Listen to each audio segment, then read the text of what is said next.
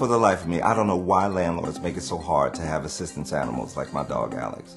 My last apartment, the building manager was a real problem. When you have access to so much information, you have the responsibility to be very careful how you use the information and share that information with clients in the MLS.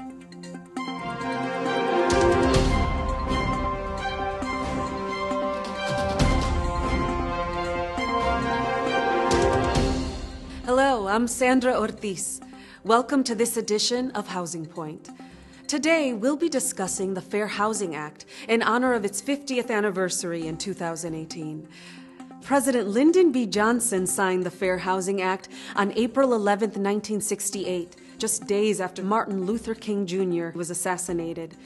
Dr. King was the country's most notable proponent of fair housing, marching in the streets of Chicago in 1966 to end the years of housing discrimination experienced in communities across the country.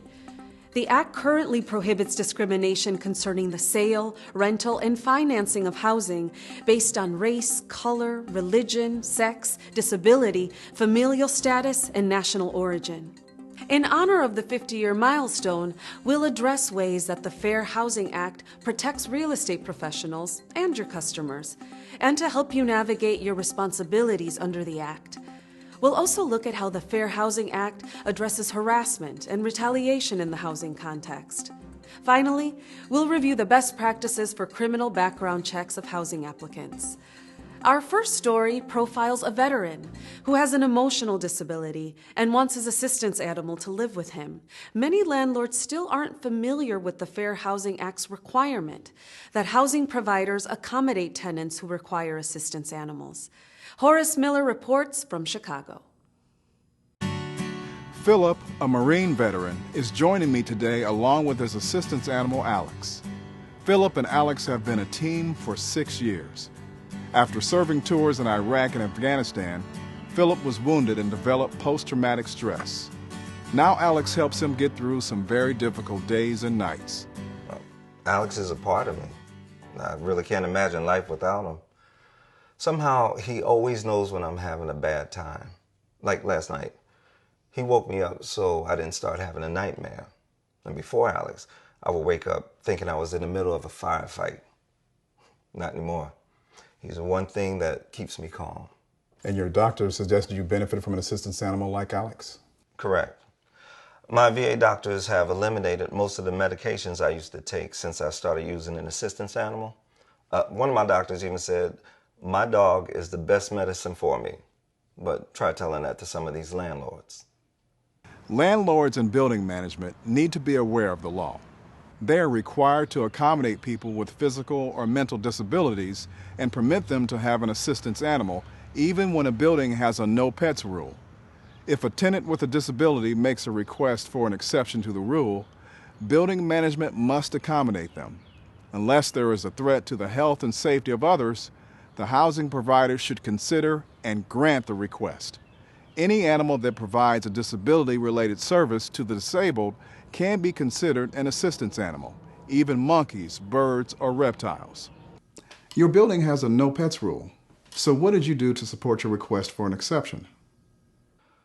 Well, since my disability is post-traumatic stress, which isn't something you can see, I provided management with a letter from my VA doctor. Now, the letter explains that I have a disability and that Alex provides me with disability-related assistance. Well, that should be all you need to have your animal live with you, right? You would think so, but then the landlord wanted to know what my disability was, what medication I was taking, and some other health-related information, which I didn't think was any of their business.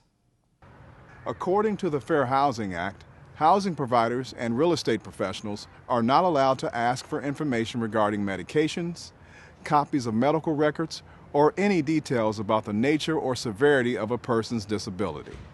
A letter from a doctor detailing the patient's need for an assistance animal should be all it takes to allow for an exception to any no pets rule. Of course, there are some people who try to exploit this right, and fake documents can be obtained from uncredible sources.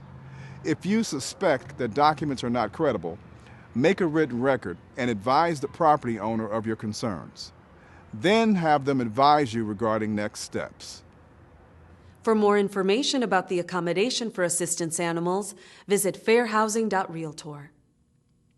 Our next story concerns a mom who not only had to deal with harassment and retaliation from her landlord, but also another problem: discrimination against families with children, a protected class under the Fair Housing Act. Anne is a divorced mother living with her 9-year-old daughter, Casey. She thought she had found the perfect apartment for the two of them. But soon after moving in, the landlord began to harass her. When she reported his inappropriate behavior, he retaliated by shutting off her water. At first, he seemed really friendly, going out of his way to see if I needed anything. But then it became uncomfortable, and I complained. The next day, I went to give my daughter a bath, and the water had been shut off. And when I called my landlord about the problem, he wouldn't return my calls. Under the Fair Housing Act, just a single incident of harassment, such as a demand for sexual favors, may be enough evidence to constitute a hostile living environment. The Fair Housing Act also prohibits retaliation against anyone who reports a discriminatory housing practice. Now Anne wants to find a different one-bedroom apartment for herself and her daughter, but she's running into something else: landlords who don't want to rent to her because she has a child living with her. First, I had to deal with management companies that don't want to rent to families who have kids. Is it against the law for them to even ask if you have children? Well, they have ways of finding out. Social media, for instance. And usually they'll ask the ages of everyone in the family on those applications that you have to fill out.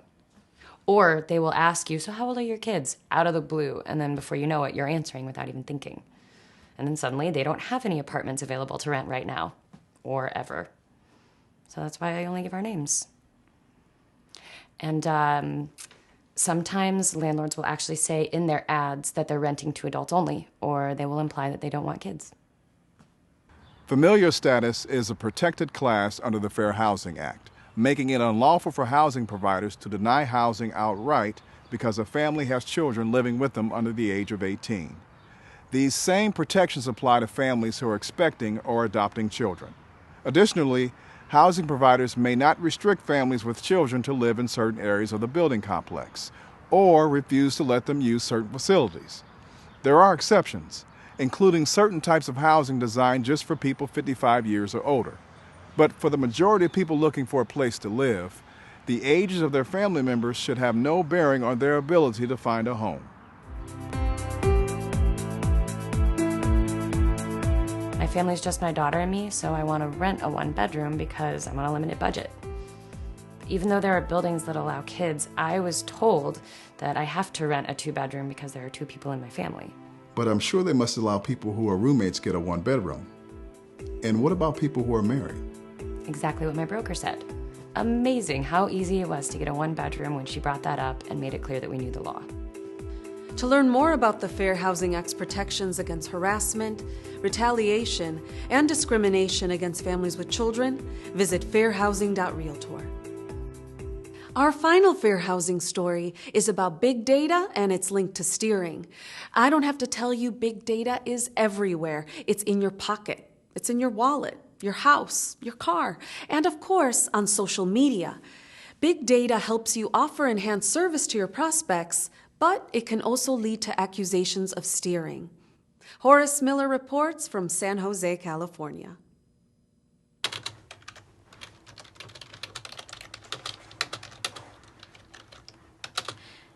In real estate, data about properties and customers is readily available, and what used to take months to collect, organize, and analyze now takes only minutes or even seconds, and it seems to grow exponentially every day. There are even a number of services that aggregate all the data for a property to make it useful for a single housing transaction. So what kind of information is available to you? Well, before you even meet or speak to a client, you can learn their race, color, country of origin, disability, sexual orientation, familial status, and religion without much searching. But that same information can also be used to discriminate. Interesting. How so? Well, with so much data available about a prospect, you have to be extra careful not to use that information in a discriminatory manner. You also have to be very careful to avoid steering. So steering is when a real estate professional guides a prospect to or away from a particular community or a type of housing based on their race, ethnicity, or another protected class. In every instance, we are always obligated to provide our clients with equal professional services. So, what's the best way to avoid this? Use the equal professional service model. Ask yourself, do I have objective information from my customer about the kind of house that they want to buy? Have I let my customer set the limits on the size of the house and its location? Have I offered them a variety of homes to choose from based on their preferences? So, what about brokers who run ads for their houses on social media? Well, before you write anything, you want to be very careful not to target ads to or away from protected classes. Otherwise, you could get into trouble for steering. When you write an ad for a house, you want to describe the property by highlighting the positives of the housing, not the ethnic makeup of the neighborhood or desired characteristics of a potential buyer. How about when you're meeting with clients face-to-face?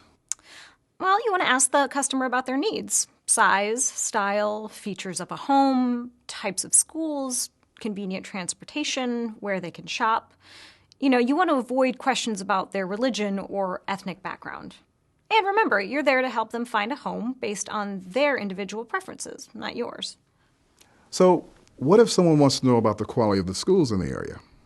Well, you want to avoid making a value judgment about the quality of schools. Even with all the data that we have, opinions on schools' quality can be very subjective. Instead, maybe refer a potential buyer to the website of the school district so that they can do their own research based on their needs. You want to let the client set their own limits. You must get a lot of questions about the crime rates and the demographics of different neighborhoods. You want to avoid discussing crime rates or the demographics of the people in an area. If a client wants to know about demographics in the area, direct them to the Census Bureau website. Don't discuss the race or the religion of people who live in the neighborhood. And same with questions about crime rate. I always suggest that they talk to the local police or go to the library or use the internet so that they can find the facts.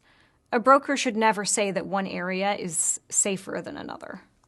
So you suggest giving a client the tools to find their own information and make their own judgments. Well, in the end, I think that's more helpful. And also, by offering a variety of choices, you avoid unwittingly excluding property that the customer might like. In the end, it's up to the client. If you are pressed by a client for your opinion, always be professional. The more subjective a question is, the more risk there is to give an inappropriate or even unlawful answer. Ask them what their concerns are, and then refer them to the appropriate sources of information. You want to avoid making judgments, offering opinions, and sharing your perceptions. Tell a client it's your policy to help them make their own decisions. So even with an abundance of data at your fingertips, remember that any decision should always be left to the client. It's best for them, and then you can avoid trouble with the Fair Housing Act.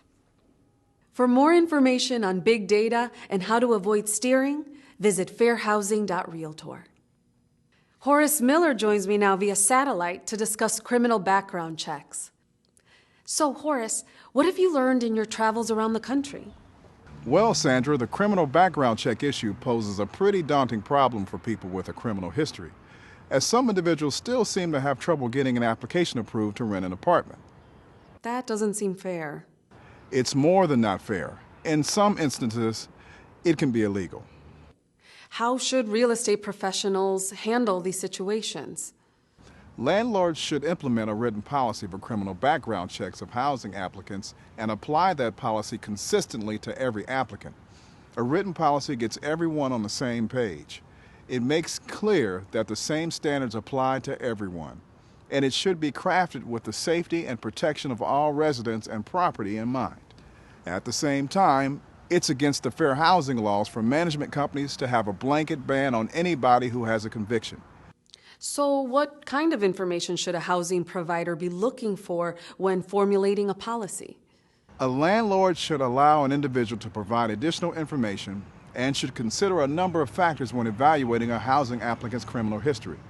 For instance, how long ago was the conviction? 5 years? 10 years?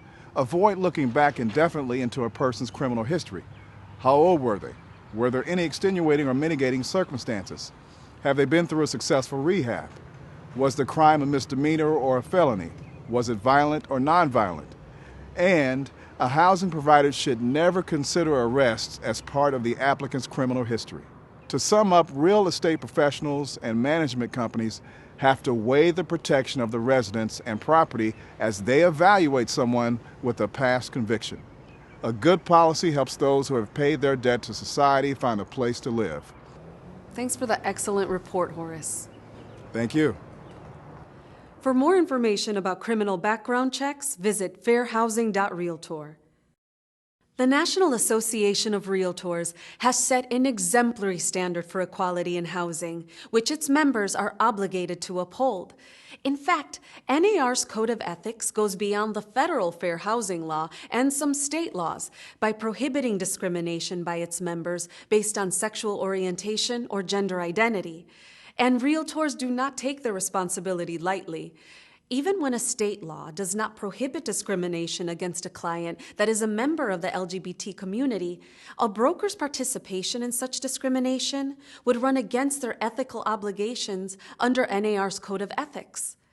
As a leading advocate for fair housing, the National Association of Realtors has taken a clear stance that everyone deserves the equal right to purchase or reside in the home of their choice without regard to sexual orientation or gender identity.